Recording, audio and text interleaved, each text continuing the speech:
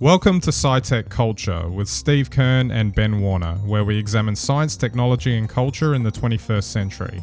Visit our website at scitechculture.com. Hello and welcome to SciTech Culture. My name is Ben Warner and I'm joined once again by my good friend and colleague Steve Kern. How are we today, Steve? We can't catch a movie at the moment, but maybe we can figure out some way to catch it in the future, assuming, of course, that cinemas exist beyond the current era. Well, that's right. I think, though, what this has shown is that cinemas are a favourite of everyone's. And as soon as they're back online, we'll be back there, but our viewing habits are changing. Absolutely.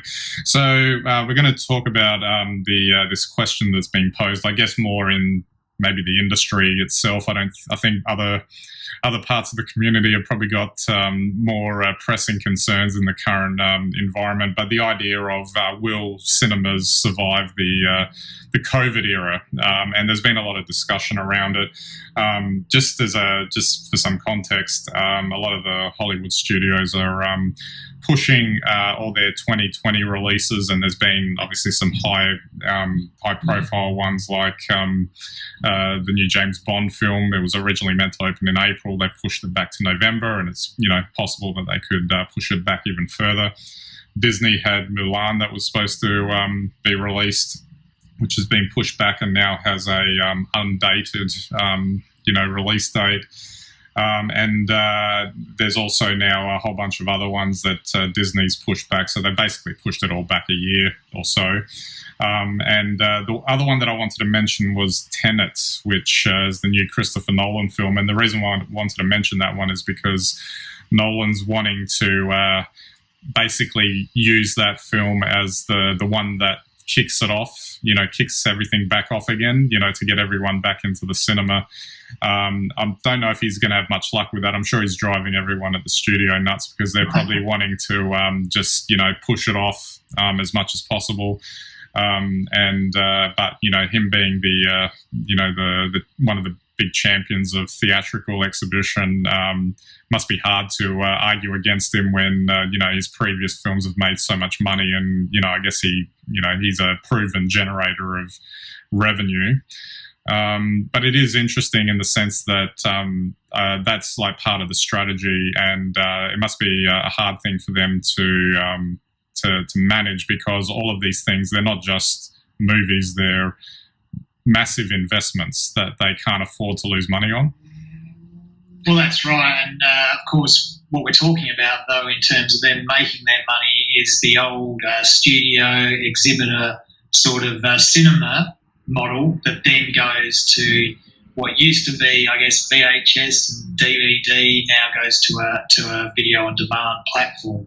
So what we're seeing is pressure on the traditional model. We're certainly seeing, or we didn't really see a lot of films that would have gone for cinema exhibition release. They certainly stopped that, and so there's a big backlog. I think people will be very keen to go back to the cinema, probably more so than regular in normal times. But we'll see what happens. I mean, certainly you'd think that whatever happens with this, Hollywood will be rethinking their distribution models after this, and their platforms for it. And I think, like we've seen probably in some other industries, this will bring change forward, change that might have taken 10 years, now probably happen in the next 2. Well, just staying on that, what was interesting is that a couple of titles actually did get pushed to video on demand, so streaming services. Disney obviously pushed a couple of their titles much earlier into the pipeline. A couple of them did manage to get some releases, but they were very small, and then they just pushed it straight to the service. And then there was one or two others. I think there was a Universal one that just went straight to I think it was Netflix or one of them anyway, and that actually caused a tit for tat with between Universal and the theatre owners. Basically they were like, "What the hell are you doing? You promised this for the..." And it's like, well, what are they going to do? Like, they saw an opportunity to make some money back in an environment where they weren't going to get that revenue from the theatres, and that'll be an interesting dynamic to watch how that plays out. Well, it will be, because you pointed out a really good point. And the reason they would have done the sums, and the ones that they did release early probably weren't going to make that much money in the cinema. And if they held them all back, there just aren't enough cinemas to show all the films once they all come back online. So it's a really fine balancing act. But yes, you can imagine if you're an exhibitor and you promised a schedule and you think that these are going to make money for you in the cinema, and then you have that taken away because somebody's done the sums and realises they can probably make just as much money if they release it on demand, probably because of the genre, and knowing that will appeal to an online sort of clientele. But there you go. So big changes, and it will be interesting to see. But I do think we've seen drive-ins make a comeback during isolation time. So I kind of figure, when the cinemas open back up fully, people are going to be very happy to get back in there. We'll circle back to that in a minute, but one other thing I did want to mention was, just as an example of this straight to VOD release, was the Tom Hanks movie Greyhound that went to Apple TV Plus, which caused quite a stir when it was released a couple of weeks ago, I think it was. Tom Hanks obviously came out saying, we kind of made this for the cinema, but what are you going to do? At least it got seen. But what was interesting about the model in that respect, obviously this is just one example, is if my memory serves, the budget was around 60, 70 million, I think, for the film. And Apple basically picked it up.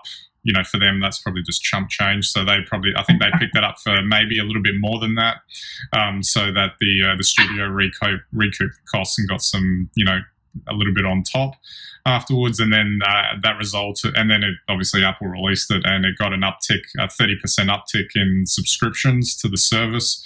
That's an interesting dynamic in terms of a turnaround. That might just be a one-off and a lucky sort of experiment that they, went with. Rumor has it now that they're, pursuing up to a dozen such acquisitions now to see if they can replicate that particular model. I thought that was interesting. Maybe that's maybe a model for a certain type of film going forward, particularly ones that lack of a better term or description, that demand the big cinema release. Although it was funny, having watched the movie, I could see what Hanks was talking about, because it was definitely made for a big screen in mind, even though it was quite reasonable to watch on a screen at home. Yeah, well, that's right. I mean, you've got a 120-inch screen, I'm sure, Ben, so it's just like sitting at the cinema. But it is a really good point. But I do think we've really already seen this, I think, with the binging of series on the various video on demand platforms. And these were series that typically would have been, 10 years ago, blockbuster on free to air. But now, because of ubiquitous devices and coverage, people can access them anywhere at any time. And I think we're seeing the same push now to films. And it doesn't make sense, apart from the existing business model, the existing Hollywood business model, why film wouldn't just go straight to video on demand. I mean, there are good reasons why, but because of the business model. But there would be other ways. And you can see Apple getting Greyhound is an example where the benefit for them is the additional subscriptions. And that's a disruptive business model now that's really putting the pressure on Hollywood. And but I'm not worried for Hollywood, because I'm sure they'll work it out. Yeah, I'm sure. Just circling back to the discussion of people coming back and to the cinema and that sort of thing. One thing that I was thinking about is that I think there will still be some sort of impact, in that there will probably be a restructure in terms of the types of films that people will go out to see. And I think it's more along the lines of accelerating a trend that was already there, which was a lot of the concentration into these really big budget tentpole movies. So, you get Disney, for instance, maybe only making 5 or 6 of these in 1 year, and maybe the others will do something similar. And the calendar will revolve around these big releases that will draw people to go out. And I can imagine that would be the case. And if anything, they could potentially get bigger and bigger, and maybe they'll start charging more and more for it, so the experience becomes more like a gold class / Lux cinema type experience, rather than just the standard traditional one where you just sort of rock up and sit in your seat and that's it. And so it's more of a luxurious experience to go with the fact that the film is so big, because at least as far as I can see, especially when you compare like this sort of notion that say the more art house type movies that are driven by older audiences, it may be that the older audiences might not show up in droves immediately and for some time, given the nature of what the pandemic has done psychologically. Mm-hmm. Yeah, well, it's behaviour change, and I think we spoke about this very early on in the pandemic, that if you stop doing something for 3 or 4 weeks, that breaks behaviours. Now, cinema viewing and movies are lifelong habits, generational long habits for everyone all around the world, but we've had a break in that habit, and we've now got a competitor, which is the video on demand. So it'd be interesting. I'm sure there's plenty of data on how many people have adopted video on demand. There's certainly, we've seen changes in behaviour from everyone taking up, daytime share buying or retail share purchasing, and playing the market, through to the way people consume their content. And I would like to think people will continue to go to the films and see movies, because that experience, we do know, for really big budget productions, the best place to watch them are in the cinema. Even though we've commented frequently, I think, over the last few years, that those really good films are few and far between. Exactly. I guess one thing that I wanted to finish up on was, we've spoken, I think, probably further in the past about, there was that whole discussion around the transition to digital back in the day, and the purists, the filmmakers, were like, oh no, it's got to be done on film, it's not a real film unless it's made on one and projected as such. Obviously that's all gone well past that. There are still those that push the medium anyway, even if it's just to capture the images. But what's interesting, I think, now is a whole discussion around pushing to keep exhibition alive in its traditional format, and I'm seeing another break there again, where you've got some of these high-profile directors and that saying, "No, you got to keep the cinema alive. They've got to go there as their first, sort of port of call in terms of viewing."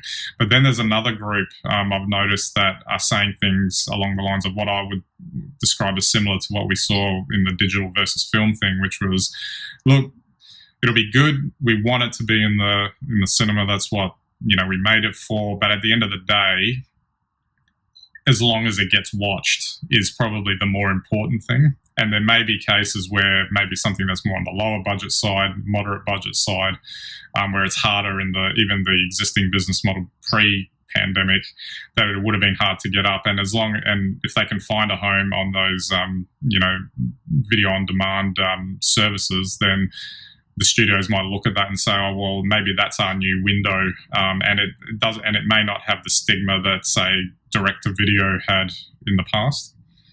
Well, I don't think it should. No, I certainly don't see any reason why the cinemas should exist, to be honest, even though I'm a fan. I don't see any reason anymore, and sorry to all you big cinema fans out there, you cinema owners. Video on demand, my God, look, 20 years ago, okay, you only had the first, generation of high-definition TVs. They weren't that big, probably 40 inches maximum. It was all old tech, and you didn't, well, what am I going to say?